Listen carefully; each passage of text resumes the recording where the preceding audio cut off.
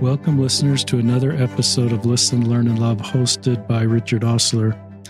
In my home is somebody I've admired for a long time that now I'm so honored to have her on the podcast, and that's my friend Melissa Dalton-Bradford. Welcome to the podcast. Hi, Richard. Thanks for having me come.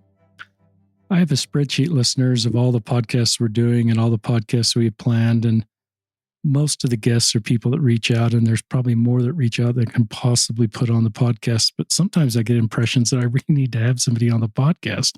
And I've had that impression with Melissa for a couple of years, and it's just sitting there at the bottom of my podcast spreadsheet. And I thought, well, why is it just sitting there? And so finally I messaged her on Instagram, and it turns out she was just leaving Germany for a trip to Utah. She recorded something at BYU she made mention. And so it just worked out that in this beautiful June day, Melissa Dalton-Bradford's here in her home. She brought her mother, Donna, with her, a wonderful woman who Melissa's father and Donna's husband recently passed away. His name is David. So the family is mourning this wonderful man, David Dalton, who is gone. But Melissa's just somebody as I've admired for a long time, and our family's gotten to know your son, Dalton, our daughter, Emily, and Dalton got to know each other at BYU. He's a terrific young man doing wonderful things in the world. I became aware of part of your family story with your son, Parker, your oldest son, Parker, that died in a drowning accident in 2007. And that's sort of a parent's worst nightmare. I think you're living in Europe at the time. And so Melissa's actually written 3 books. At least one talks about this. If you're dealing with death, just sort of unimaginable death, Melissa's words on the podcast as well as her book will help you. She's going to talk about these books as kind of a golden triangle. So this podcast is broader than just if you're dealing with death. It's really if you're dealing with the complexities of life and you're looking for principles to bring hope and healing and better understanding and more unity and really own the gospel of Jesus Christ to bring peace in your life and help others find peace. Melissa's broad, expansive perspective, I think, will help you. Is that okay for an introduction? Those are such kind words. Thank you so much. I'll try and live up to them. Tell us a little bit about your growing up. And I know you've got a master's degree and you're also a soloist. Tell us a little bit about, I know you may not like to talk about yourself, but I'm going to ask you to before you get into some of these books. Sure. Well, I have my mom here. So it began with my mom, believe it or not.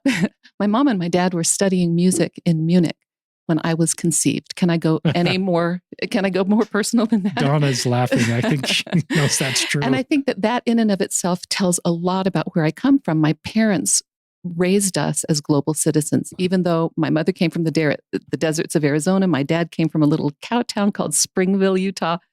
They're both musicians. They both speak foreign languages, and they've spent a lot of their lives living or traveling and studying and teaching outside of the U.S. And they raised us in our home in Provo with an appreciation for different cultures, just different ways of being. My mother's an opera singer. My dad's a violist and a conductor, a music professor.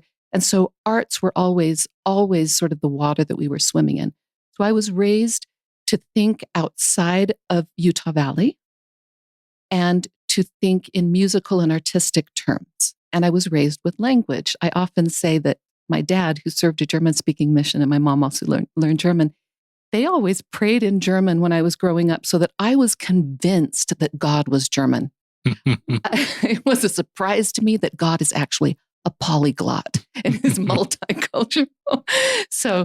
So we grew up hearing German in our home, and then we went with my parents when they were faculty leaders of a few BYU semesters abroad. And then I studied German and I served a German mission. And then I married a wonderful person who had a similar kind of background, whose parents appreciated different cultures, had lived in different cultures. And so my husband, Randall, served a German-speaking mission, and he and I taught at the MTC together. Wow. So that was a really beautiful beginning of our relationship too, is that we sort of had this hybrid of gospel fidelity with a global worldview. Like everywhere out there is Zion. It isn't just here. It's we take Zion out wherever we are.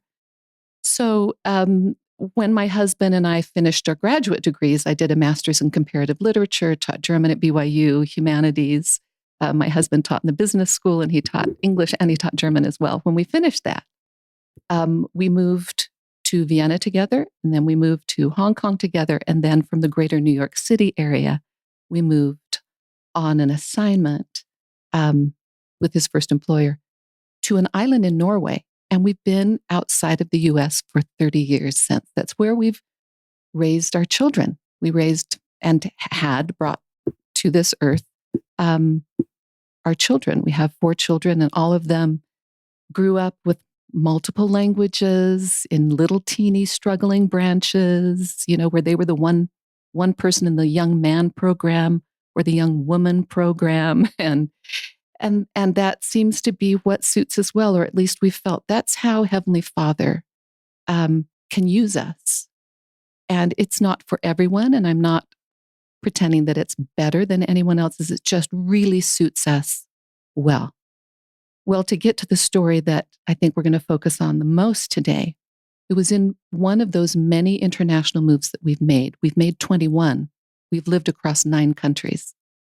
It was in the middle of one of those moves as we were just getting ready to launch our eldest, Parker, who'd been raised in Norway. He'd been raised outside of Paris in Versailles, and he'd been raised in the center of Paris.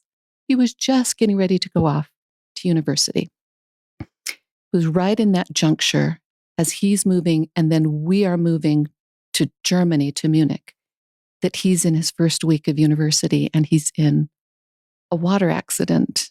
And we can talk about that accident in its particulars, maybe deeper into our conversation. But the story is that he knew this group of students that he was with for about 1 week, and one of these students was drowning. And Parker, who was a star athlete, went in twice to try and extract this new friend of his from the water.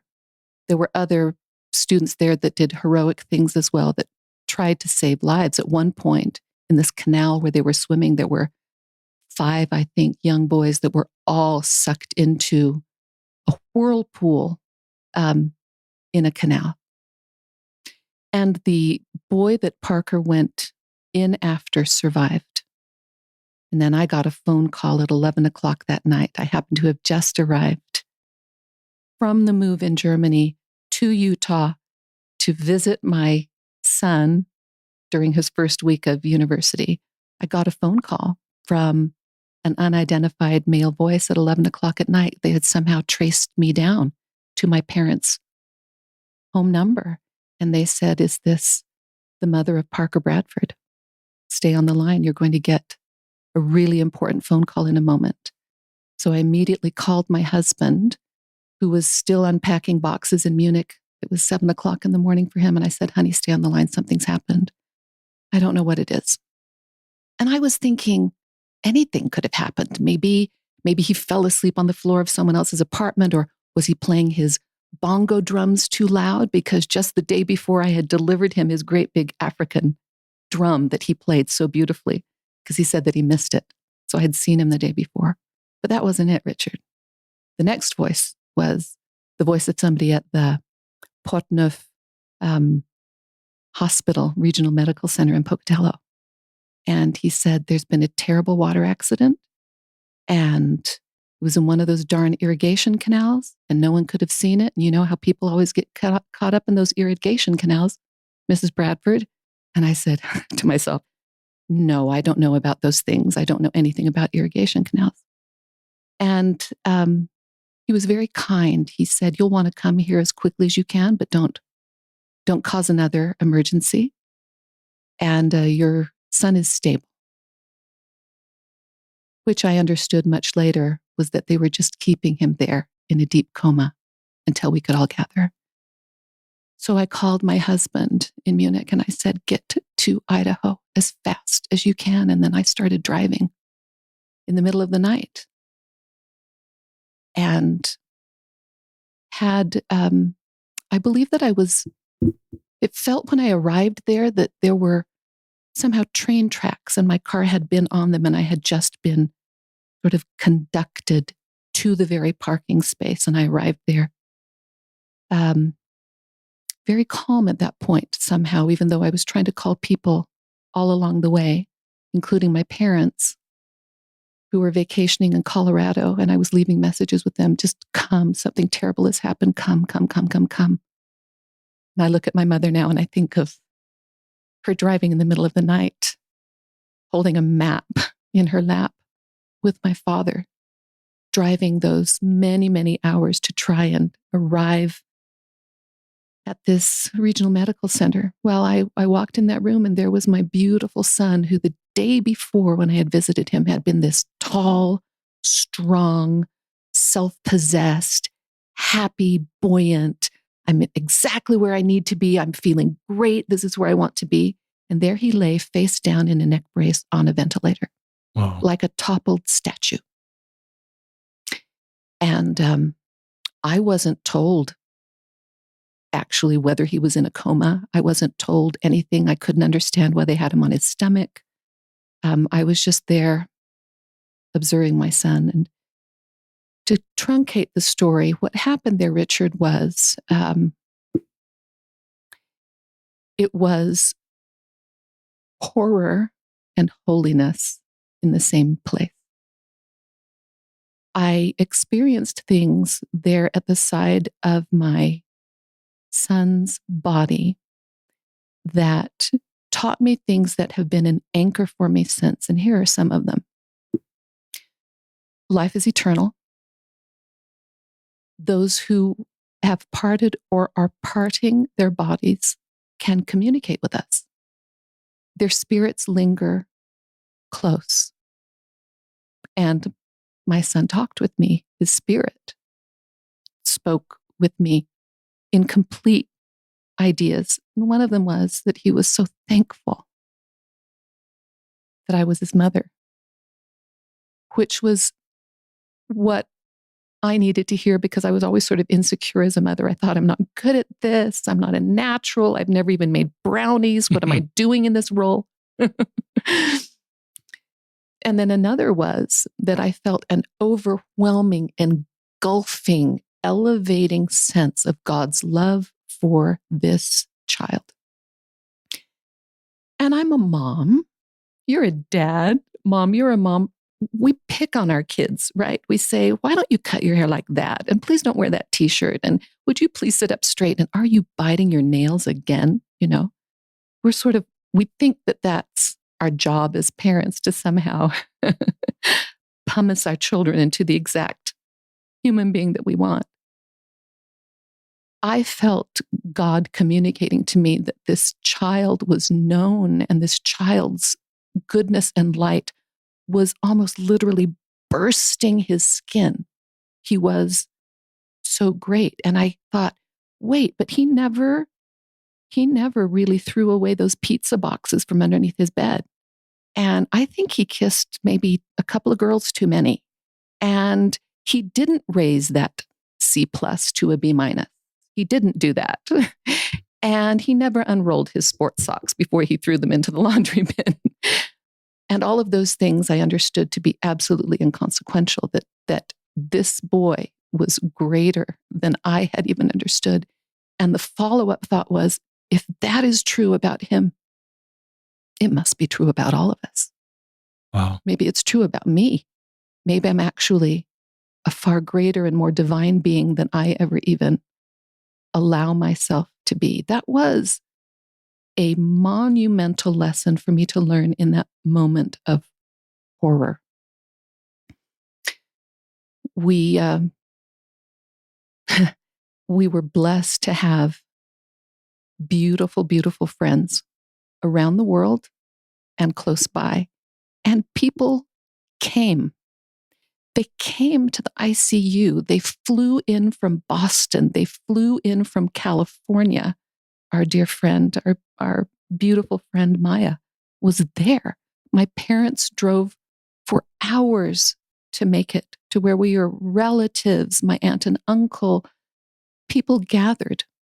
And then there was a virtual gathering.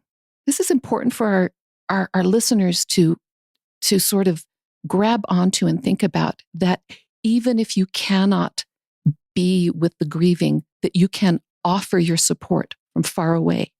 So we had just moved from Paris, as I mentioned to you. The whole Paris stake was alerted, and they had a statewide fast. Wow. And people were calling in from Paris. Then we were moving to Munich, and the Munich stake was alerted. And so there were members in Munich that never knew us, didn't know our story, but they were also praying and fasting for us. So that sense of community, even if it isn't literal, that figurative sense of we belong together, we will grieve with you, was empowering. And we'll get back to this, I think, in our conversation. Well, my husband arrived indeed from Munich, burst through the doors, and then we had a few hours to be together there with our beautiful son. Our children, our 3 younger children, at that time almost 16 years old, 11 years old, and 7 years old, were brought to the ICU. And we held vigil around that gurney until the doctors said, there's no more brain activity here. There's less than a 2% chance that he can have any sort of viable existence. So we'll let you make the decision. And it was very clear to us that we would turn off life support. And in that moment that we did, or the moment before we did, we gathered some essential people around his gurney, and we did what we do in our family, and we started to sing. And I began by singing, I know that my Redeemer lives. And everyone around the gurney sang with us. And we're singers. So there was harmony, my Mormon Tabernacle Choir singing Mother, and my Mormon Tabernacle Choir singing Brother. And we sang our child out. And then we turned off the ventilator. And I thought that people just sort of melt away. They don't. Actually, his body took a last gasp, and then his head tipped to the side, and the whole universe sort of spilled off down a slope for me. And I felt a physical impact, like somebody had put a 2x4 through my gut. And I felt like I died. And maybe we can take a little breath right there. It's just sacred ground. It's so thoughtful of you to share these very tender, personal. I'm seeing tears in your mom's eyes. She's there with you. Yeah. She's here now. And it helps other people to hear these experiences. Yeah. So thank you for your courage and your vocabulary and your insights to share. Had some time to find words for it. But at the beginning, I'll tell you something, Richard, I went through a language crisis. Like, I thought, I was a writer before that. I was a speaker before that. I was really comfortable in the world of words, but this thing that happened, there was no vocabulary for it. So I went really silent. Not at the funeral, however. This is maybe something that will help our listeners, is that one great American writer, Joan Didion, in her book, The Year of Magical Thinking, she says, don't be fooled by the funeral. The funeral is anodyne. So when you go to a funeral and you see people looking, quote unquote, strong, looking like they've got it all together again, the funeral is a special sort of incubation place where, at least I experienced it, I couldn't, not that I wouldn't allow myself, but I didn't feel like I needed to fall apart because I was held up on all sides. We felt Parker palpably with us. We had people from around the world who had made the great sacrifice of love to come and sit in a steakhouse with us. Of course, a lot of them were non-LDS, and so they wrote to us and they said, why are we having a funeral in a steakhouse? We had to explain that it wasn't STEAK. So there was all of this love, and it was love that held us up together. And we actually thought, phew, the worst is behind us. Now it's all going to be sort of downhill from here. Well, it's not until the funeral flowers have wilted and people have gone back to their own lives, you get on a plane and you fly to a different country. Wow. And you pull out a key and you put it in a door to a home, an apartment in our case, that your kids have never seen before. There's going to be a new neighborhood, a new ward, a new school, a new bus route, a new language, a new culture, and no one there who knew you as an intact family. So this complicated our grief journey, if I might put it that way. And for months that we were there in Munich, I just refused to unpack boxes because I was determined we were going to go back to our people who were in Paris, to our community. It was our daughter Claire, who had turned 16 the week between her elder brother and her best friend's death and his funeral, who said to us, she had had a spiritual prompting. She's a very spiritual person. And she said, we need to stay in Munich. We need to stay here. And we trusted that. And here's what happened, Richard. I realized only in retrospect that had we gone back to France, to the terrain where we had lived before and been certain people, I probably would have felt not forced, but I would have felt the necessity to be that person. I would have felt the necessity to be high energy, nothing's wrong. We're going to entertain everyone in and out of our house all of the time, the way that we lived in Paris. What happened in Munich, which again felt cruel at the beginning because there was no one that I could talk with who recognized that I had a 2-foot wide hole in the middle of my torso. I was walking everywhere with this hole right through my stomach that wind whistled through. No one saw it. No one understood why I was broken or antisocial. What that allowed me, however, was something that has a specific term in Jewish culture, the Jewish grieving process. And the term is avelut, A-V-E-L-U-T. And what the Jews do, particularly in the case when a child has lost a parent or a parent has lost a child, is they do an entire year of intensive, reclusive, spiritual retreat. And that's what I got. I didn't talk with anyone except on Sundays when we went to church. And all of my friends that were in that ward know I hardly talked. I could hardly speak. I wept through every single meeting. But at home, I used that time in this apartment, separated from everyone, to do what I had done every time we moved to a new country. Every time we moved to a new country, I got out the maps and the books from the experts in that country who told me how to live there. I learned the language. I figured out the customs. I knew exactly what what my roots were everywhere.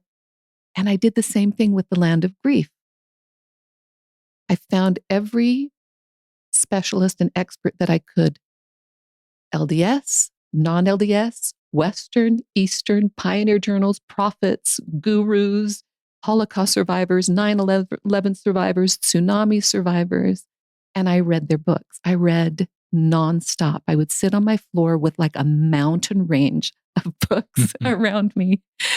And I would weep and read and type things in my laptop and weep and read and type things in my laptop until I had hundreds and hundreds of pages of some of the wisest voices about the experience of loss.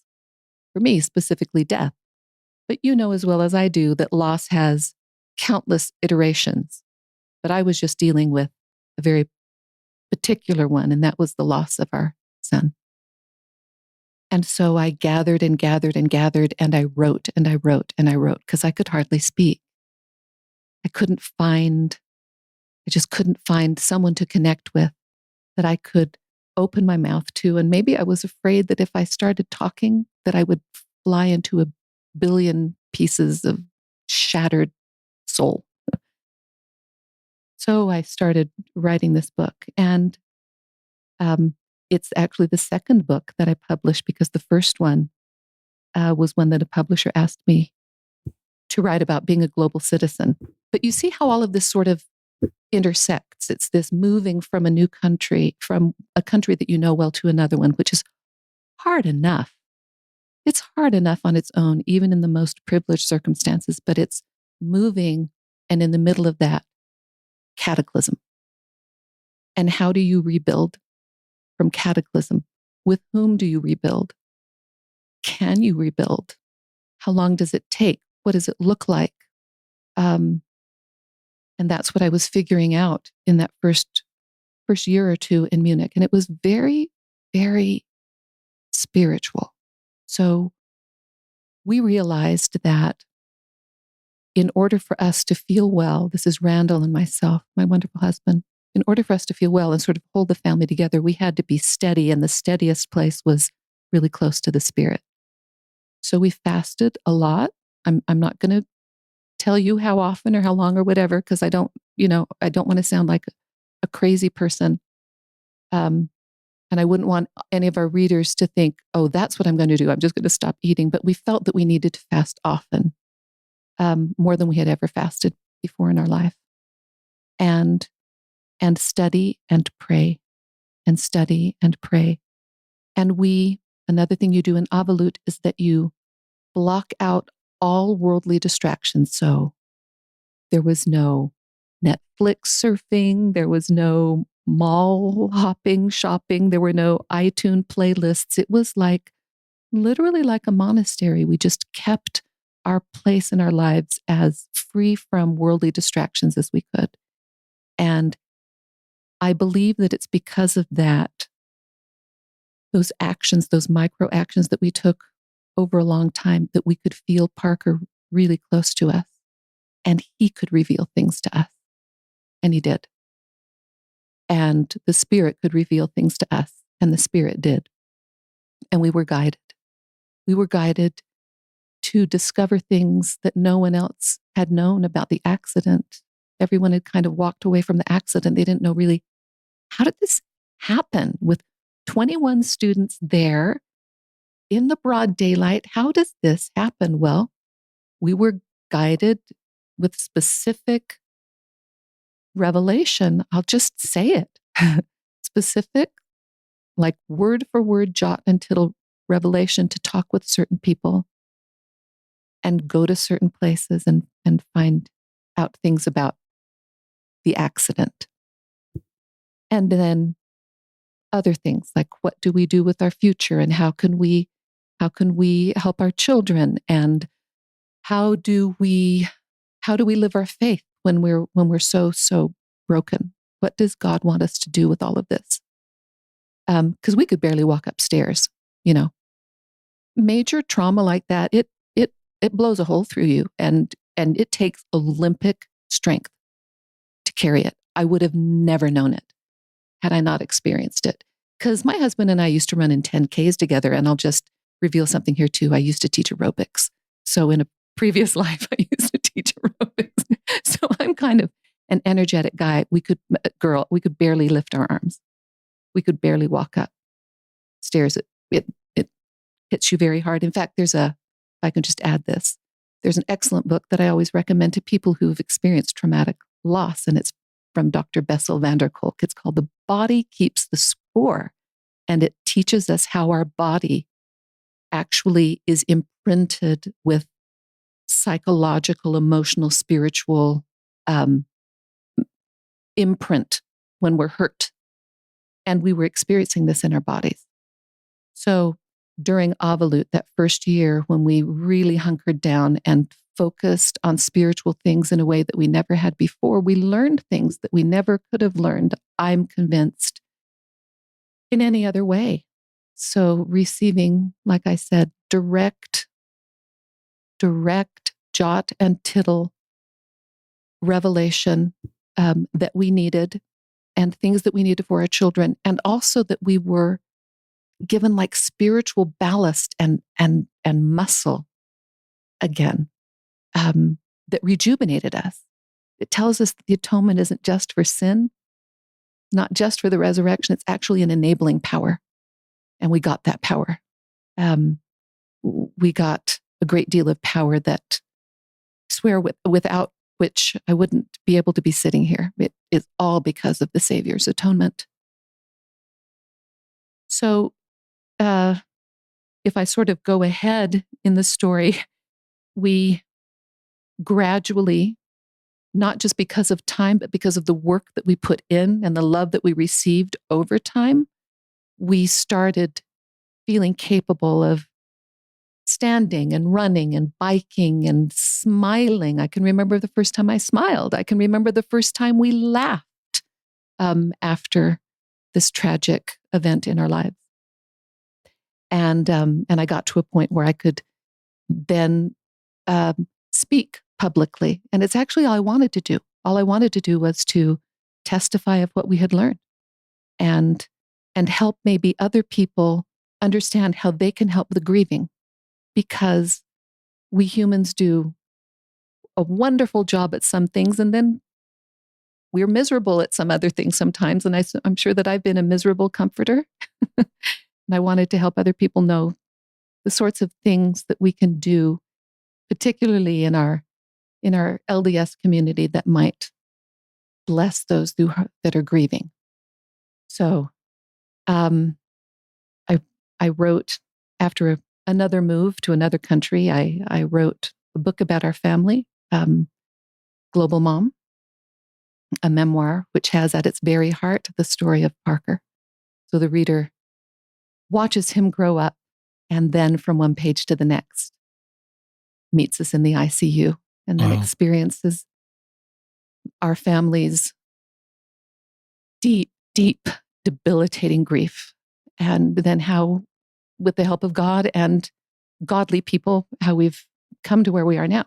And then I wrote or published the next book, which was a compilation of all of that work I had done during that year or two of Oblut, of just collecting wisdom and power from other voices.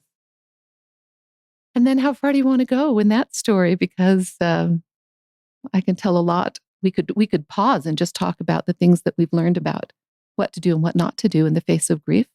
I think that'd be great. I just trust you to know where the Spirit should take you. So, well, you're opening this book right now. I'm opening up the book right now. And tell our listeners just the title of this book. The title is On Loss and Living Onward. And then the subtitle is Collected Voices for the Grieving and Those Who Would Mourn with Them. It's from the wonderful publishing house Familius, wonderful people that worked with me on the first book and then were so gracious to do this second work. And they really created a beautiful book.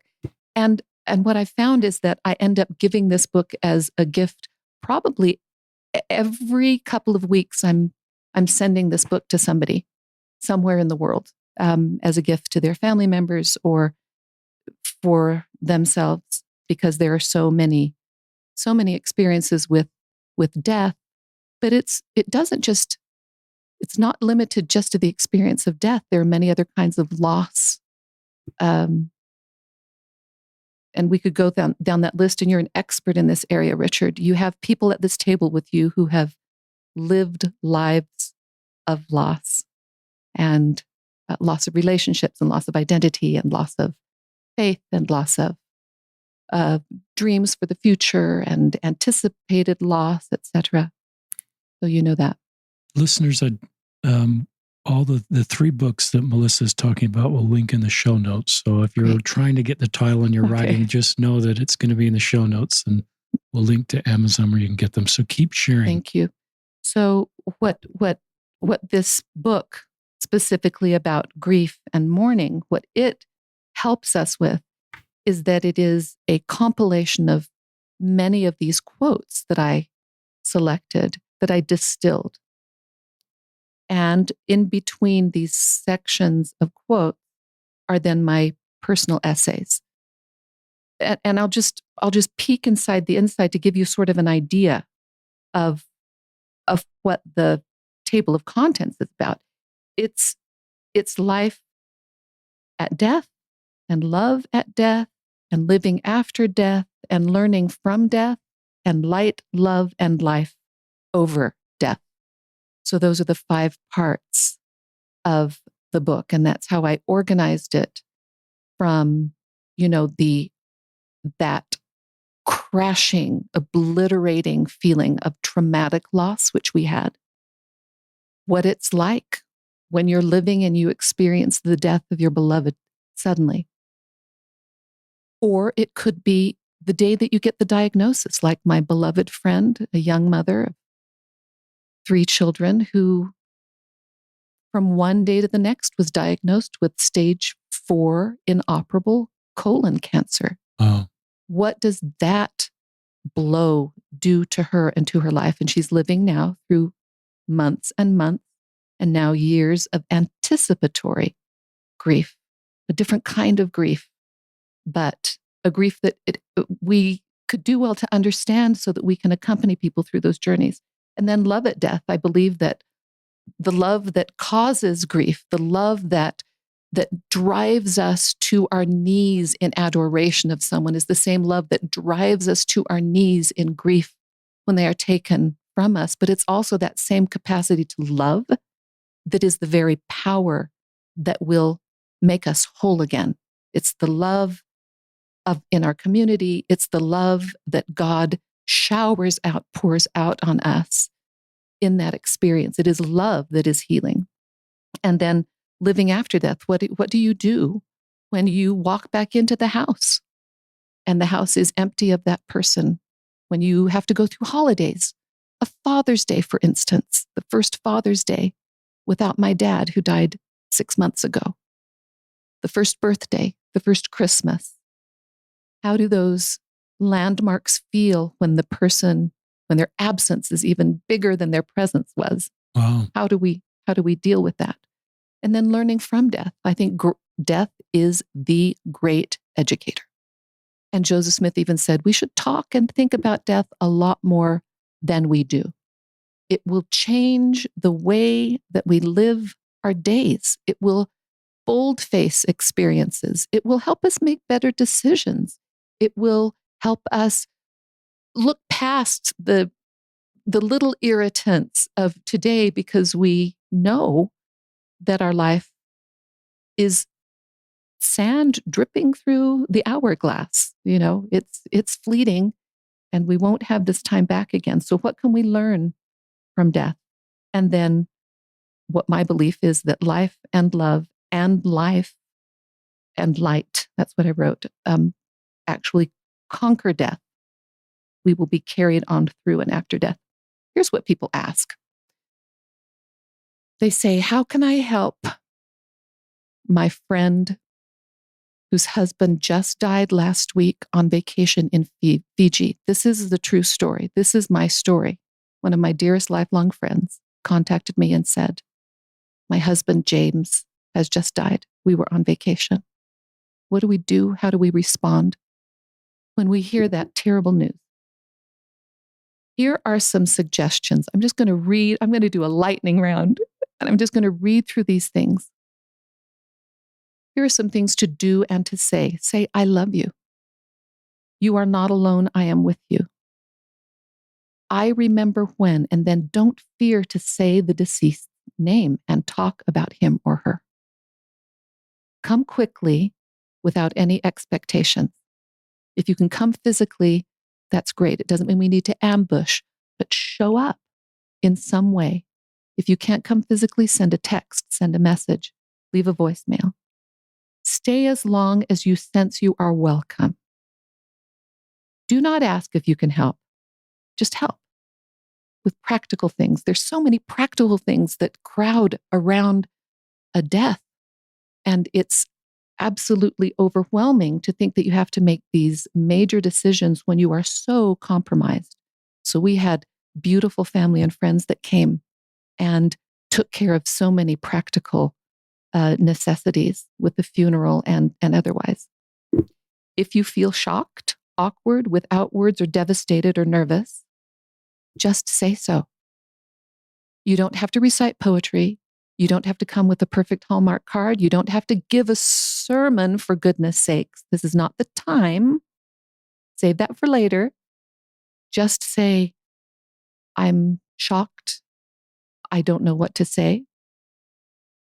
Listen first. There are no speeches that are needed. Then come back and come back again. bring food, bring help, and quiet wisdom. Share some special music. One of our common friends, Richard, Maya, immediately sent me music. And another friend sent me music. And whenever I hear that music, it takes me to that very sacred juncture in our life, that 0 point, and brings the spirit. A gentle communicative touch, an hour or more of your time just listening, regular emails or texts, short but reassuring, just, I'm thinking of you today. I have not forgotten what pain you're in. I'm here. You're in my thoughts. Another one, warm food in your best dishes. You can also simply wash the dishes that are piling up in the sink. Remember the bereaved around holidays, birthdays, and the anniversary of the death. Those dates can be especially painful. Here's another one. Suggest establishing an annual marking of the deceased's birth or the death date. Join in a service project done in the deceased's memory. Send a handwritten card. Send any photos you have of the deceased. And I love that. I love to this day when some of Parker's friends say, oh, I forgot to send you this particular photo from this sports trip. I mean, it's been a few years for us, but it's like discovering him all over again if I find new photos of him. Plant trees or flowers in the deceased memory, arrange memorial services at school, work, church, clubs, establish a scholarship or a fund in the deceased's honor. There are people that are maybe listening to us today that were part of the battalion of good souls that contributed to a music scholarship at BYU, Idaho in our son's name. They showed up.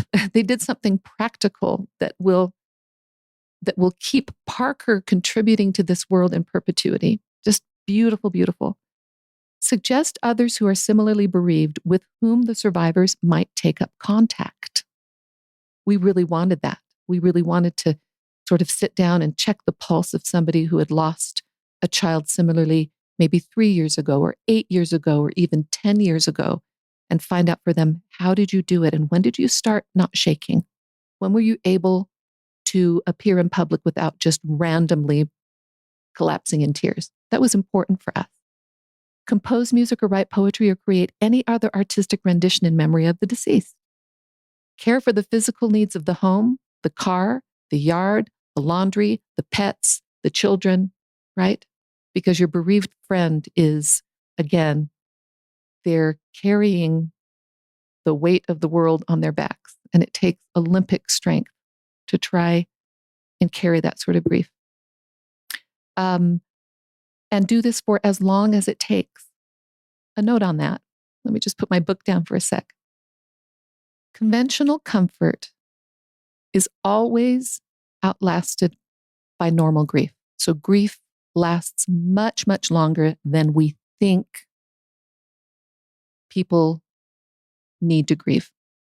So we might walk up to somebody 6 weeks after their wife died and say, how you doing? How you doing, Bill? Are you doing Are you going to be dating soon? So Bill has barely found his pulse. He's barely able to walk down the grocery store aisle at 6 weeks, 6 months. It's different for everybody, but it takes much, much longer than the newly bereaved or the observers of grief ever think is true. Wow. Much, much longer. So if you think 3 years down the road that, hey, I remember that couple lost their child, follow that prompting and send them a message and say, it's been 3 years and I'm still thinking about Lucy. I'm still thinking about beautiful Lucy. And I can promise you that will be a godsend in their life, because 3 years is no time in grief time. It's no time in grief time. So take it farther than you think it needs to be taken. And don't insist on a timeline for anyone who's grieving, that tapping on your watch, well, it's been a year. You should be back to yourself. You're never going to be back to yourself. You're never going to be back to the person you would. And why would you want to be completely? You've been altered by this. It's an opportunity for profound change. Give a special book for the bereaved to record thoughts, scriptures, dreams, and impressions. Offer literature that builds strength and courage, inspirational addresses through internet or other sources. Avoid rowdiness or irreverence in the bereaved's presence, unless in the rare case they actually want that. There are people who just want, like, give me all of the kazoos and all of the confetti and all of the loud music. That's what I want. And I've seen that happen too. So you can follow the bereaved lead. Suggest going on a walk in nature together, and then do all of the above for a much longer duration of time than you have previously thought. Remember that grief always outlasts conventional comfort. Can I mention one more thing? There is something that I hear come up in conversation frequently when we talk about grief, and I present on this quite a bit, and I've talked in a lot of grief groups, and people say, well, there are those stages of grief, and I don't think you've been through stage 3, and you haven't been through anger yet, etc. I just want to give a little caveat about the stages of grief. So Elizabeth Kubler-Ross was the one who authored the idea about the stages of grief. She was talking about one's own death. So when you are like my friend Sarah, who has been diagnosed with stage 4 inoperable colon cancer, those stages of grief, according to Elizabeth Kubler-Ross, apply to the person who's anticipating their own death. They are not applicable to someone else who's observing someone else's death. And she came back later and said, folks, you've misconstrued my original theories. It's not what I meant at all. It's not what I meant at all. So maybe that's important for us to understand, that we can't stand by someone and say, oh, did you see John today in the frozen food session? I think he's in the angry stage, right? The actual trajectory of grief is like the wildest amusement park ride from hell that you have ever seen. It goes up and down. It loops back. It's unpredictable.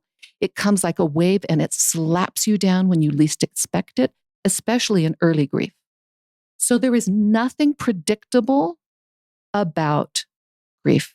And the stages of grief were intended to describe the process that someone goes through when they're anticipating their own grief, anger, the bargaining with God, etc. It's not about those of us who are reeling from the grief of losing someone else. Okay? Does that help us just a little bit? That's great. Yeah. So there's no timeline. Every grief is going to be different. There tends to be a need in Western culture in particular to rush grief. And we could talk about that for a long time, why that is.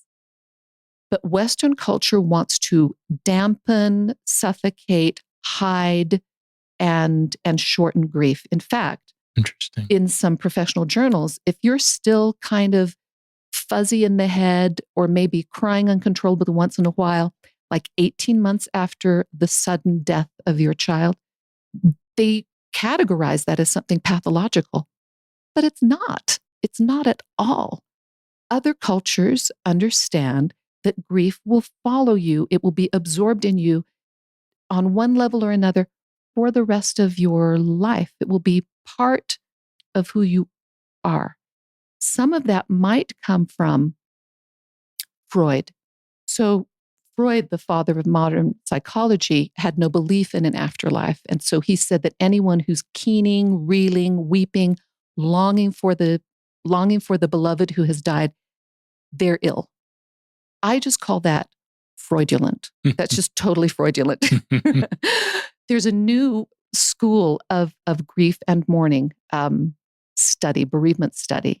And I could name all of the names of some of these researchers, but they say the new movement in grief theory is that our job as people who are trying to love and support, carry the burdens of, mourn with, and comfort our bereaved friends is to help them understand that death ends a mortality, but it doesn't end a relationship. We're part of continuing a relationship with those that have gone before us. And I've experienced this in a really concrete way, that Parker has not been absent. He's been invisible, but he hasn't been absent. And there are ways that he remains involved in our lives. And shouldn't we, as believers in the restored gospel of Jesus Christ, think that? Shouldn't we, of all people, sort of model with all of our temple work, with all of our gathering of names, with all of our belief in the continual bonds between the spirit world and the mortal world? Shouldn't we be helping our bereaved neighbors understand that that relationship goes on and your grief is part of the love that you have felt for this person? And yes, we know that we will see them again, but we can actually live in harmony doing work with them right here and now. And for me, that's the true comfort, that I'm not waiting for another 30 or 40 years until I cross through that plasma wall into the spirit world to be with my son, but that I'm actually working hand in hand with him now. He's here. He's ministering to my family. He's ministering to his siblings. He ministers to his grandmother. He's involved in our lives now. Don't you think that's awesome? Don't you think that's a kind of a beautiful way? It's beautiful. Yeah. So that's the way that I approach or live with grief now. And I can only feel grateful for that gospel knowledge, but also the lived experience of that. I have a whole other section in this book that says, please do not do this. Would you like me to go ahead? Really? Because it's kind of a downer. Because as I read it, I realize, hey, wait just a second. I've done all of these. And I'm glad you're going to do that section, because I thought, this is a great book, obviously, to read if you've just lost somebody. But I also think listeners, and I think this section will highlight it, if you haven't lost anybody, or you're going to lose somebody, or you're going to have to minister to somebody that has lost somebody. And so this is a section of the book that gives you advanced tools to get you in a better space so that when you get that call, you'll have better tools. So I'm really glad you're going to share this section, because this is a section that's probably I'm learning the whole podcast, but I will hear some things that will really help me as I help others or try to help others. So please go for it. Yeah, because it's the very center of our Christian covenant, isn't it? Alma said it at the Waters of Mormon. We've got it right there in Mosiah 18. Do you want to be part of this fold of Christ? Well, interestingly enough, he doesn't start listing, you need to have 3 years of food storage and you need to also have an Eagle Scout award. Nothing against any of those things, but he says those are not the essentials for being part of the body of Christ. You carry one another's burdens, you mourn with those that mourn, you comfort those that stand in need of comfort, and you stand as a witness of God, and in all times and things and places. You stand in for God. You give a knowledge of God, which is giving strength to others. So it really is, for me, it's the essence of discipleship. It is the very essence. It is what you do so, so well. Richard, if I can just give you a little plug right here. So here is another section. This is appendix in the back of the book that says, do not do or say these things. Donna's already cringing. Your mom knows what's in here. I think you both know this is part of your journey. Again, I've done these things, and I've also experienced some of these things meted out on me too. So I know how they can hurt, or at least they don't help, and they don't build community. What we want to do is we want to build community. Saying, I understand just how you feel. Well, we don't, because every grief is absolutely unique. Another mother can lose her child, named Parker, drowning. I know a woman who lost her child, named Parker, in a drowning accident, but her experience is very different. Her community is different. Her relationship with him is different. So I can say, I think I might understand a measure of what you feel, but you can't say, I understand just how you feel. Next one. Something a lot worse than that happened to me. Oh my gosh. I call that Grief Olympics. It's Grief Olympics. It's, oh, really? You lost one child? Well, I know somebody who lost 2 children. Or, oh, your husband committed suicide. Well, I know a woman whose husband committed suicide and her son. Or we go down the list. Comparisons will never, ever help us in grief. They will not help us in grief. It shifts the focus. It doesn't let me be present for you. That's right. If I've just shifted the focus to somebody else's story. That's right. That's right. The person who is in deep grief feels in that moment that it is the greatest grief that has ever happened in the history of humanity on this planet. And That's they how should it feels. and they should And they feel that. should feel that. Yeah. No matter what the grief, no matter what the story, it's not our job as a friend to that person to quantify or to categorize that grief. It simply isn't. Ours is to sit and listen and to validate everything that they are feeling. The next one, he lived a long life. He was ready to go. There's still grief. My father lived for 88 rich years. You think that his wife, who loved him well for 63 years, has not felt grief? She's holding up a 5. Oh, 65 years. 65 years of love. That's right. That's right. Yes. You're both right. That's right. That's right. Aren't you over the death of your loved one yet? It's more about me wanting to not have to be present for the complexities of your life than you. Yeah, you're making me really uncomfortable. We used to go fishing all the time. What do you mean you don't want to go fish? You're not the same old guy you were. That is not our job. It's simply not our job to tell someone what their emotional timeline should be. Another one, and we hear this a lot. Bless our souls, but I'm going to say it. God took him. God needed or wanted him or her. Why do you think that's problematic, Richard? What does that do, for instance, for a child who's just lost their parent to a horrific accident? Complicates the relationship with God. Thank you. Yeah. Who would that God be? And why does God need that person more than I do? I need that person. I remember wailing on the tiles of my kitchen floor in the middle of the night and saying, I need my son back. I need him. I need him in my life. I need him. I'm the parent and I needed my child. And yes, and there were people who said, he's just gone on another mission.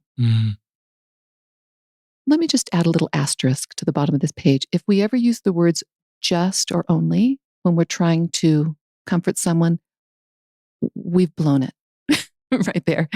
You're just going to be separated from him for 10 years. He's just gone on a mission. It was only a matter of time before he was going to die anyway. Those words minimize this colossal impact. And again, we then distance ourselves from our friend who's gasping, barely making it through the day. Here's another one. God gave you this trial to make you stronger. Oh my gosh. I'm cringing. And listeners, I probably said or thought these very same things. I'm sure that I've done it. I'm sure I've done it, but I would try really hard not to now. It's God's will. It's God's will. Who are we to define what's God's will? Who are we to define that? A wonderful author, William Sloane Coffin. His son died when his son drove a car off a bay in Boston. And William Sloane Coffin is a thunderous preacher. And when people came trying to offer him comfort after his son had died in this car, this woman said, I just don't understand God's will. And he swung around and he said, don't talk to me about God's will. God did not cause that car to go into the bay. God doesn't go around with his finger on triggers or his hands around knives. God does not will our deaths. And it really gave me a fresh perspective. And I think it's helpful for people who also have been witnesses to horrific deaths. And I have many friends in that category, horrific, where their family members are mutilated and tortured or they're found under rubble after a bomb or whatever. Again, it complicates our relationship, I think, with a loving Heavenly Father. I think, and this is what William Sloane Coffin says in a sermon about his own son's death. He says, when the water closed over my son's car, God was the first to weep. Maybe that's the answer, is to say, remember God from the book of Moses? Remember? He's weeping also. Christ wept minutes before he was going to raise Lazarus from the tomb. He wept. context. He understood the gravity of the moment. And I think when we try to speak for God and say this is exactly what God wanted, we might really confuse someone about their relationship with God. Does that make sense? Yes. God doesn't give us more than we can bear.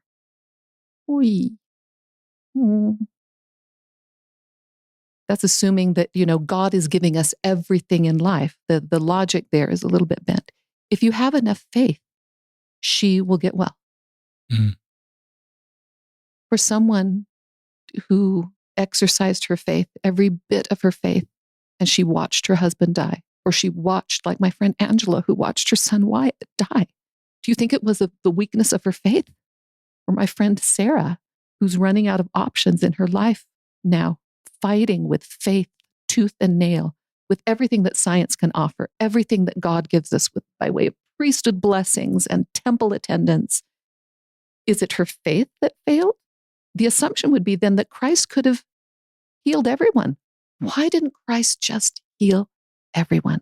Why does there even have to be death? Why does illness even have to happen? Is it just a lack of our faith? No, it's not. A wise woman, my friend Bonnie Jean, was standing with me at the foot of Parker's gurney there in the ICU. She was one of the wise women who came and shared those sacred hours with me. And my spiritual motor was churning like the motor of the Titanic. Like, I'm going to turn this ship around. He's going to sit right up from this gurney and he will be well, because I have that kind of faith. My friend Bonnie Jean put her hand between my shoulder blades on my back, and she just said, not even looking at me, just sort of looking at Parker's beautiful body, and she said, Melissa, what is the greater miracle? Healing or comfort? And I have chewed on that one for years. They're the same thing. Whether from grave sin, grave sorrow, or from the grave itself, Christ conquers death. So the fact that I'm able to sit here and I can speak with you and I can laugh and I can feel joy in my life is evidence for me that the atonement does what we're promised it does. It gives us new life. It's raised me from the grave. And it's the atonement that does it. It's not my faith alone. Here's another one. He is much better off in heaven. He's happier there. My mom's apoplectic over here. She's just waving her arms. Let me share something very, very personal. I hadn't planned on sharing this, but I feel that it's appropriate. In the first 24 hours after we turned off life support and we saw our son's body slump and then go cold, I had a beautiful gift from heaven, and that was to actually, in my calling out and my crying back in my childhood bedroom, in my parents' home, was crying out to God and crying out to Parker, where I need to see you. I need to know where you are.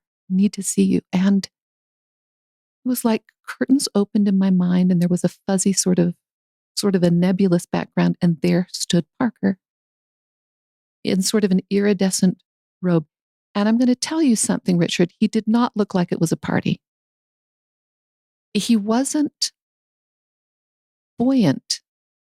He was heavy-hearted. He saw what had happened, and he saw his entire family devastated. He must have seen his friends all around the world, shocked and weeping. And he loved life. At 18, when his life is just launching, he didn't think that he was going to, when he went back into the water to extract this friend, that wasn't going to be the last act of his mortality. So I think we might say things that we don't have complete evidence for. There's heavy-heartedness too when we enter into the spirit world, and I've seen it. I've seen him, at least in dream form since, and his manner has become a little lighter, but it was hard for him as well. Hard for him to leave his family. I love that. I love that. Do you? I think it shows him he's human. He's a spirit. He's emotion. He's aware of all the people that love him. Yeah. He's grieving his mortality. I don't know all the things that Parker But I love listeners at times. I don't know if you can do this. I've put names on the temple prayer roll of people that have died because I felt they're sad. Absolutely. And I felt, they have an understanding of the plan of salvation. They're with God, but they're sad because there are people they love where they see. So I love that. Thank you for sharing that. Yeah. Also, what that does is that it tells the person who's left behind that they weren't happy enough with them. Something was wrong with their life with you. He's going to be happier where he is. Because your child took his own life, you will never be together in the eternities. I actually stood by and heard someone say that to someone passing judgment again on someone who took their own life. We don't know what we're talking about. And that absolutely is not true. There is a reason for everything. I don't buy that.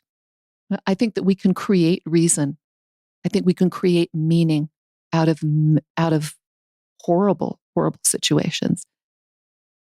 But I think if we spend our life trying to find meaning in every single fluke that can happen in a mortal, broken world, then we might be disappointed. Here's another one. Count your blessings. Only the good die young. Your loved one is freed from this terrible world. You have an angel in heaven. She has only been transferred to a new mission. Keep the faith. Put it behind you and get on with your life. Time will heal everything. Tell that to an amputee, right? Time doesn't necessarily heal all things. The use of time, I believe, the way that we use and employ time can help us be better. But the time alone, the passage of time is not going to heal everything. Be strong, keep your chin up, get over it, move on. There are worse things that could have happened. Let me get you out of this funk. Don't let your children see you being weak. Don't wallow in self-pity. Don't cry, you'll see him again. Don't cry, you'll make things worse. Don't cry, you'll hold your deceased back from progressing. Oh my gosh. Yeah. So those are probably not the most helpful things to say. At some point, maybe the bereaved themselves might say some iteration of those things, but that's their right to do that. It doesn't help us to say those things. And yes, I will see Parker again. I have zero doubt of that. I have zero doubt. But for someone else to minimize my sorrow in the moment by saying, don't you remember the plan of happiness? You're going to see him again, means that they aren't sharing in my grief. They're already over it. And what we need in grief is someone to come and sit next to us on our mourning bench. Just come and sit next to us where we're mourning and feel it with us. Let us feel it in all of its ugliness, in its wailing, in its anger, in its silence, in its complete discombobulated, I'm in a haze. Just come and sit with me and feel it with me. That's why I think Alma is so wise in Mosiah 18 in saying we bear one another's burdens. He actually has a chronology in those descriptors of what it means to be a disciple of Christ. He says we bear one another's burdens. And that's first. And you can't bear burdens unless you get close. You can't help anybody lift anything if you're on the other side of the room. So you get close, however you can get close.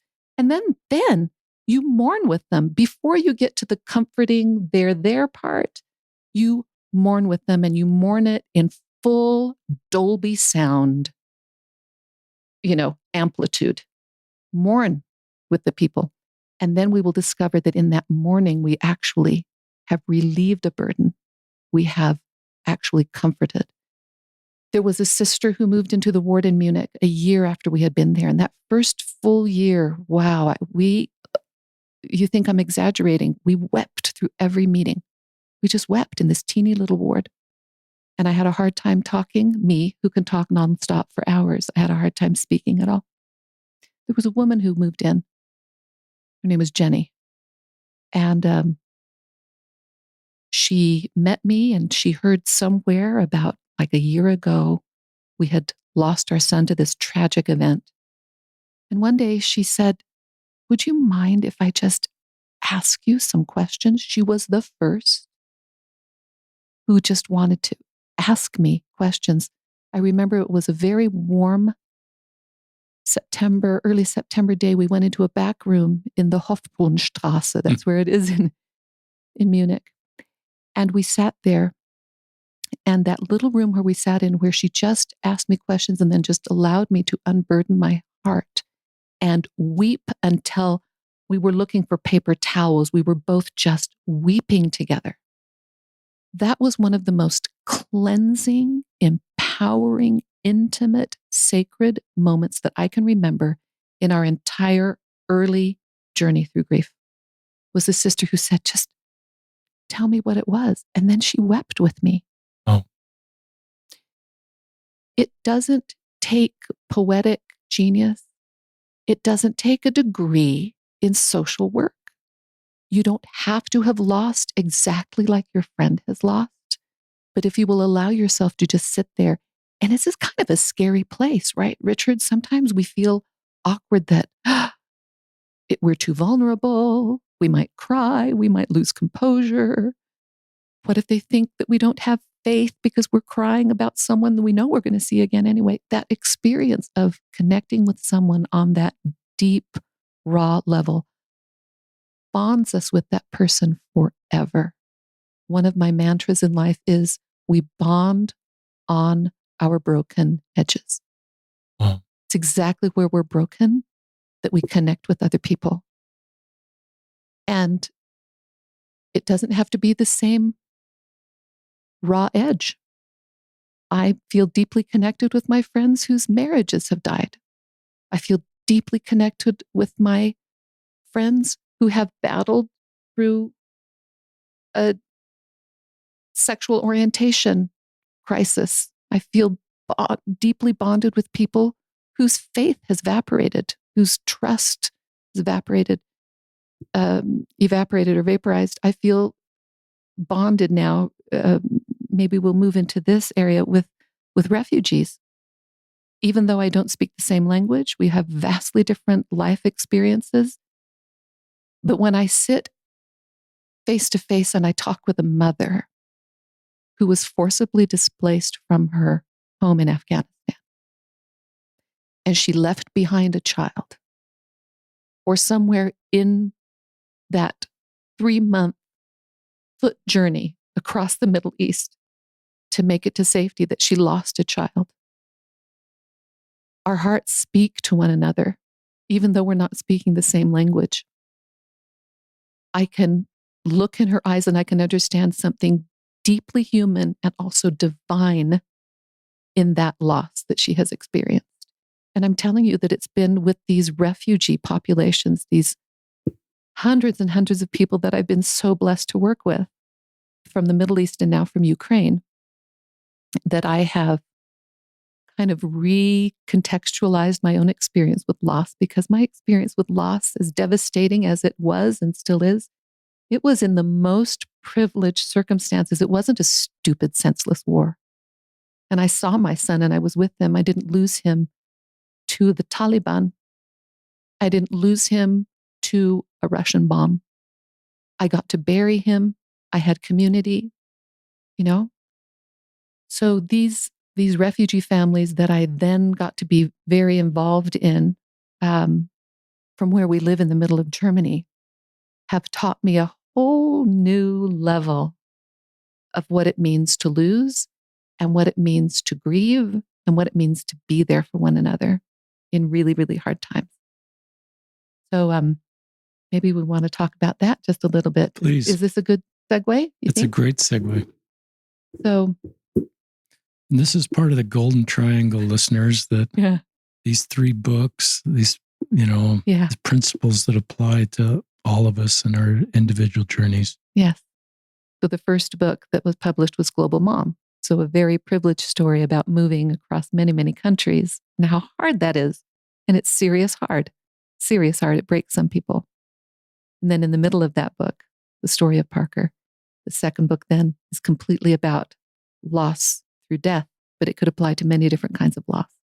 And then the third book that I helped work on, it was definitely a group effort with Twyla Bird as the main editor for this book.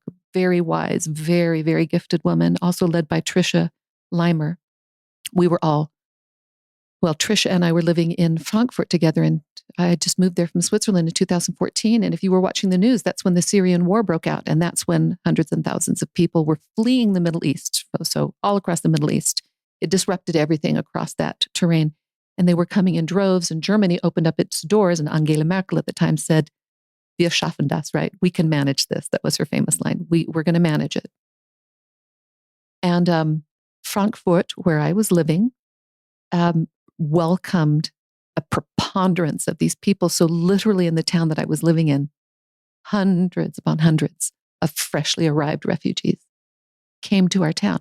I was one of those who showed up at the train stations and was holding banners that said, "Willkommen in Deutschland," welcome to Germany, and bringing baskets and baskets of food and fresh clothing and things like that to these people who were stumbling off of trains. They had just made it to a train somewhere in Western Europe, and then in the clothing that they had left their homes in. Months, some of them had been walking for months.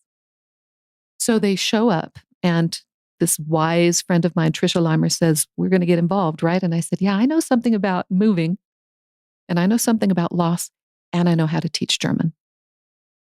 Because I taught at BYU and I taught at the MTC, and my entire heart and soul just lunged toward this opportunity. So at the high school where Trisha's daughter, Natasha, was going to school, the local German high school, the parents got a letter on Friday saying, "We are converting the Sporthalle, the gymnasium, into an Erste Aufnahmeeinrichtung," which is a long German compound word that means a first reception center. These are people straight off the trail. And so 170 people from Iran, Iraq, Afghanistan, and Syria are living on the bleachers of this high school gym. And they're sleeping in donated beds from IKEA, where I think we say IKEA here in, IKEA. And Trisha said, "What are we going to do?" And I said, "Well, you're great at doing certain things." She said, "I'm great with knitting and needlework and crocheting." And I said, "I don't know how to hold a needle, but these people have to learn German." So we did the security pass, the sort of background check, and I showed up, and I started teaching German. And these people, we had no common tongue. So it was a little bit different, amazingly, than teaching at the MTC. There was no common tongue. So I was a little bit of an aerobic teacher and a little bit of a German teacher, and a lot of singing and a lot of entertaining. And we trailed those people for a very long time. So 2-3 years. We went to all the different facilities where they ended up living. And in the process, we founded a nonprofit, which is still going strong today, even though both Trisha and I have gone on to doing other refugee support work. But Their Story is Our Story is the name of this nonprofit that we helped found. And we collected refugee stories. And that is the background for this third book, the bottom corner of the Golden Triangle. And that's a compilation of these stories of people who have been driven. They're the people that you saw in the news, friends. They're people who got on inflatable rafts and floated from one shore in the middle of the night to another. People who didn't swim, people who had never lived around bodies of water, who held their toddlers in their laps or above their head while they're wearing life jackets, holding their baby above their head to keep them out of the water that's seeping into this raft. People who walked for 2-3 months over the mountain ranges of the Middle East, who fought against smugglers and kidnappers and border guards with machine guns at every single border. You can understand as I'm describing this how that recontextualized how I viewed my very comfortable global trajectory, where I had a passport and I had airplanes and I had hotel rooms and I had an apartment that I could move into. These are people who carried one backpack in which they carried their prayer rug. People with profound devotion to God, who had only known war their whole lives. I've never known war. They lived and they raised their children surrounded by war. And loss was ubiquitous. They had lost so many family members. I worked with people who had lost limbs. I worked with people who had buried multiple children. And so we collected their stories, believing that, just like we're doing right now, like what you do, Richard, that sharing our stories at the bone, our private personal stories, they actually connect us. They create community. And they liberate other people to tell and live their story.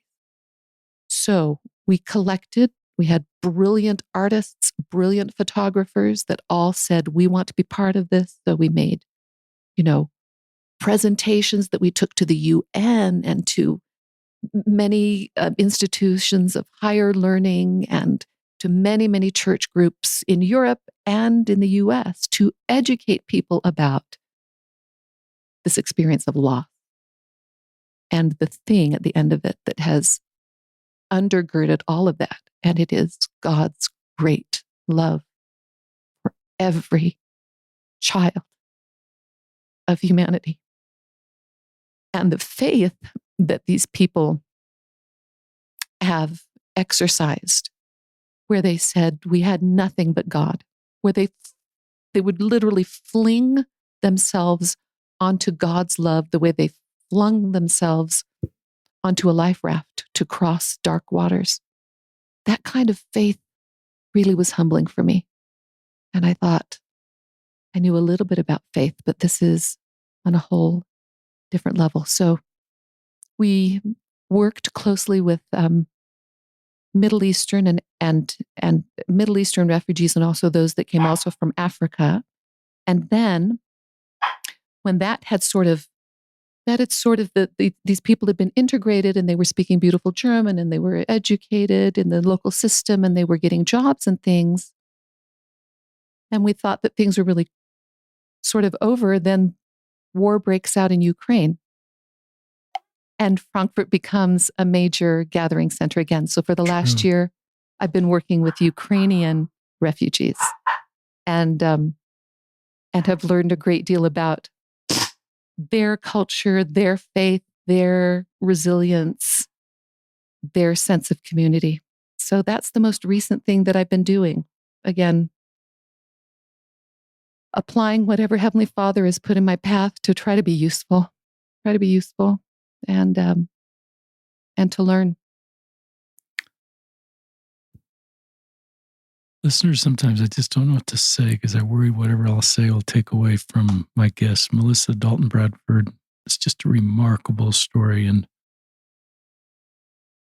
this helps younger people just that have a life mission that's unique and want to have a life mission that's unique. Your life mission is very unique.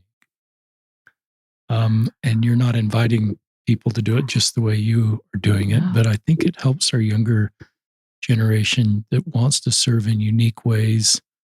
And there's obviously ways to serve in our church, but there's also part of our baptism covenants to serve in ways that don't show up on LDS tools. Mm-hmm. Your refugee work, if I went to your LDS tools account, if I were in your ward, none of that shows up. Nope. I'm the primary chorister. That shows up. There you go. You haven't mentioned that yet. And so there's a layer there of just creating vision for younger people to bear, mourn, and comfort the way that comes to them. And there you can do that in an LDS tools calling. Those callings kind of come your way, or you can just proactively be called into spaces that other people haven't gone before, perhaps, or that people don't understand the need for, and just do that the way you feel impressed to do that. And I'm recognizing more Latter-day Saints wanting to do that. And I think it's a good thing. Mm. And you're a trailblazer. You don't want to use me to use any of this language for you, but you're trailblazers and you create vision in other people. And you can have conversations with people in our faith and outside of our faith, and working together with all of the human family to lift the burdens of others. Mm. Your story about Parker is so moving.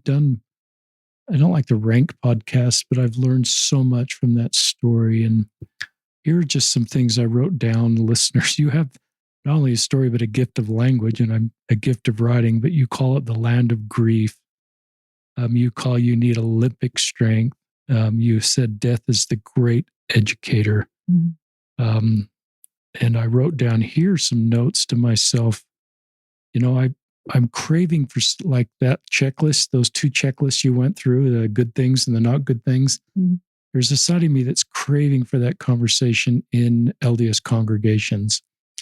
Yes. And so, listeners, you may feel the same way. And our elders quorum, rightly so, takes a conference talk, and we can often have really good discussions. I'm not saying we shouldn't do that, but often it's sort of a report on what is in the conference talk versus sort of going one step further and saying, what can we do now with this, and pivot to talking about a group of people that needs the invitation in that conference talk to be blessed. So one way you might pivot is start with a conference talk, if that's what you're asked to do, and release aside your elders quorum and a family night, and then read Melissa's list. There's lots of lead-ins you can use. Or you can just start with Melissa's list and say, well, let's talk about part of our baptism covenants to bear, mourn, and comfort. And let's all get more educated on how to help people dealing with grief. Yeah. And this is I wish I'd heard your list. I've, 10, 20, 30, I realize you didn't write it that long ago, but I think a lot of people want to do the right thing. Absolutely. But they don't know what to do in these more complicated topics we talk about on this podcast. And so that list you said was just terrific. And I hope all Latter-day Saints read your list and discuss it. You also said about we bond on our broken edges. What a powerful visual imagery. And you were pretty brave to be so vulnerable with how this 2x4 going through you, this huge hole in you. Listeners, I've mentioned this before, but I sometimes think, and you talked about Western culture does this, and I've wondered if church culture does this, is we sometimes celebrate somebody who didn't come home from their mission or kind of had a really hard death and then just kind of stiff upper lip, moved on, and we sort of idolize or celebrate those people, and then we sort of role model how we should respond if that is our road. Melissa doesn't respond like that. She is really smart and really faithful and really understands her doctrine and is really honest about the grief. I can't tell you how many people have messaged me, especially in the early years, would message me, particularly mothers who lost children, and they didn't feel that they were permitted to be sad. And they said, I feel like I'm going to somehow, I'm going to tarnish someone else's grief, or people are going to think, tarnish someone else's faith. Yeah. I'm going to mess with their faith, or they're going to think that I'm not faithful if I express like I'm angry with God right now. And all I do is I say, go to Jeremiah, go to Joseph Smith, go to Job, and all of them railed at one point or another. Jacob wrestled with God, but think about wrestling. It's the only way you can get your arms around something. That's how you get close to something, is actually chest to chest confrontation. And Job rails for 42 chapters until the very end. He's face in the dust, bottom of the valley of death. His friends have been miserable comforters. His wife has gone off. He's lost everything down to the bone. And then God says, when you forgive your friends, I'll accept your sacrifice. So on top of it, Job has to forgive his miserable, comfortless friends. And then Job says something remarkable. This is so important to me. He says, by my ear I had heard thee, and of my mouth I had spoken of thee, but now I see thee. And that's the point of mortality, is to see God. And I'm convinced that we don't see God until we have cried enough tears to clean off that, that glossy finish, and we're really face first in the dust. That is where we meet God. If I force my friend to bungee jump over the valley of grief, or if I myself try to rush myself through grief because there's something faithless about it, I might miss the very opportunity to learn who God is in a new way, and for God to see me and for me to see myself in a new way. I think that's the blessing. That's the blessing of profound grief. I think it's your Munich apartment where you just wrote your own story about how you're going to process this. There's probably a lot of people giving you advice about how to get through this. That's maybe language it's not even helpful because you don't get through it. But I love that you and your husband, Randall, you went to the scriptures, you went to everything you learned, but you didn't need community at that point. You probably did, but you just said, no, yeah, you didn't ever say, I don't need community. Let me be clear about that. You love that sister that just asked you. Jenny, yeah. Jenny, tell me, just asked open-ended questions about Parker and about what's going on. So, but I do love that you went to what you knew and you kind of wrote your own story on how to do that. Yeah. Because there probably were a lot of people giving you advice about, and you'd seem to just, you and your husband and your family just close ranks. I don't know if you wanted to close ranks or that's just survival mode, but I like that. And that's probably, I think, people need to read your book and then sort of do this your way. You even talked about some people do celebrate and some people. Oh, yeah.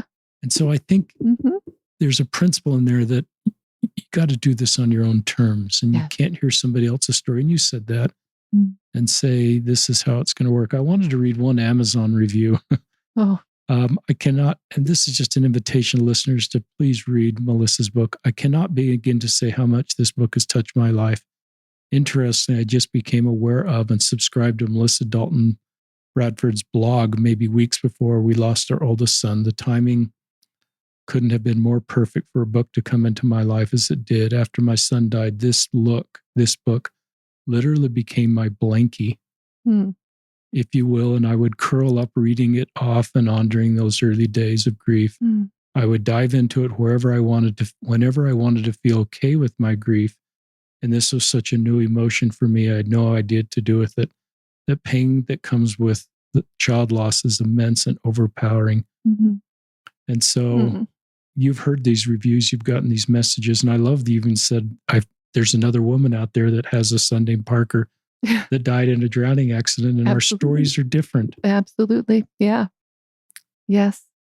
I'm not writing my blog anymore because I'm writing other things now, and I needed to funnel my energy in that direction. But I actually didn't read reviews because I'm a little spooked by reviews. That's part of boundaries. Yeah, I thought, the last thing I need is for someone to take my personal story that required blood, sweat, and tears and say, didn't do very much for me. I was a little afraid of that. But I will say that when you read that, I sense such gratitude to my Heavenly Father, but also to my son. I feel so grateful to Parker. I mean, I dedicated the book to him. I dedicated the book to him and to the family because it's been their story and their influence and their strength that has been transformative for me. And if my small experience, again, one tiny little dust fleck experience among all of the experiences in humanity, if it can be useful to another person, it's tremendously gratifying for me. I just this last, was it a couple of months ago, Mom, that I was invited to speak at the first ever Life After Loss conference at BYU. So there's such a need for this, I didn't know that existed. So they reached out. Yeah, it's going to go on. So the first ever Life After Loss conference hosted by BYU. You can go onto inspired.byu.edu. It's Inspire ED, so Inspire Ed. And you can see all of the talks there. I mean, wonderful, wonderful speakers and keynote speakers, but also classes that were taught. And this gathering of almost 800 people, they had to put a limit on it because there was just such a need. And I think they would probably double the size of the conference going forward. But just in this immediate vicinity, there were people who came in from other places in the US and a couple who came from outside of the US. But that gathering of people who were all broken, many recently broken, some that are still grieving things that happened decades ago, it was a time where we bonded on our broken edges. And that's available now for anyone. If any of our listeners is themselves suddenly smashed with grief, or they know someone else that is, you can actually go onto this website and you can see these talks, and then you can maybe sign up to attend next year. There are resources out there, and you're not alone. You are not alone. Perhaps that's one of the things that I heard the most in the hallways between these classes at the conference, is that people said, I just felt so isolated. I thought I was the only one. I didn't know where to turn. And when you're then face to face with someone who has experienced something somewhat like yours, you can speak shorthand with each other. That's, you know what I mean? You can connect. You can connect in immediate ways, and that was really beautiful to watch. One of the things that we talked about this before we went live is, I think you'd be this way anyway, but there's sort of sister deserts of difficult things that happen to parents that may not be the loss of a child, but just the woundedness of raising children. Hello. The complexity with that. Yes. And just, while you may not have a child walking all of those roads that people open to you up, I would think one of the things that you being open about your story and being vulnerable, people know they can talk to Melissa Dalton-Bradford about the realities of their life. I hope so. And so that's just an invitation that vulnerability breeds an ability to be a safe person. Mm-hmm. And only then can people not feel alone and want someone to walk with you, even if they don't know, even if they haven't walked that desert. Mm-hmm. And I think that's just, so when you talk about this conference with 800 people, mm-hmm. people need community to walk, have people help them walk their roads they're walking and not feel alone. And Christ modeled that. Yes. In his ministry. Yes. I'm thinking of Josh Johnson, who died in a sudden car accident in our stake a year or two ago. And I wrote your name down, Josh.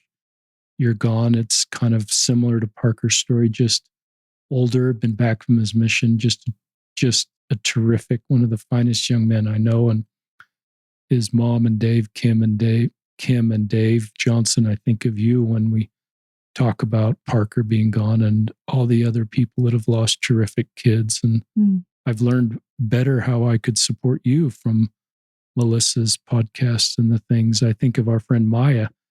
Maya, if you're listening, Melissa told me the story of how you met your now husband. And I'm looking forward. My wife, Sheila, and I are looking forward. We love you, Maya, and are looking forward to meeting you and your husband now that we know more of this story. Our dear, dear friends. Yes. Some of our dearest friends. And I'm looking forward to someday meeting your husband, Randall, and just more of your family. You just have a terrific family and just love your family. And anything else you'd like to share in just closing? Yeah, sure. Well, the next thing that I'm doing is getting on an airplane. Yeah, I get on an airplane in a couple of hours to fly to be with my friend.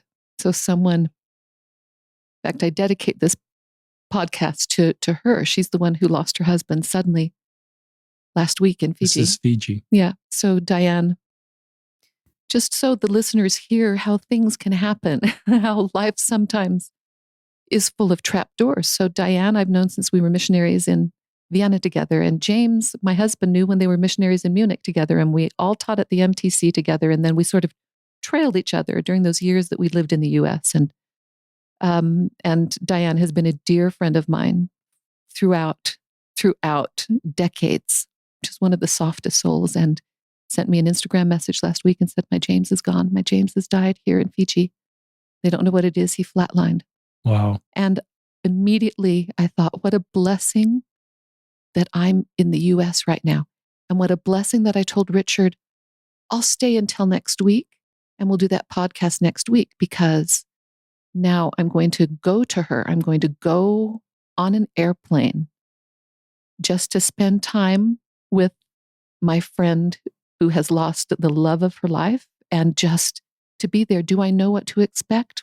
Nope. Do I know what I'm going to say? Nope.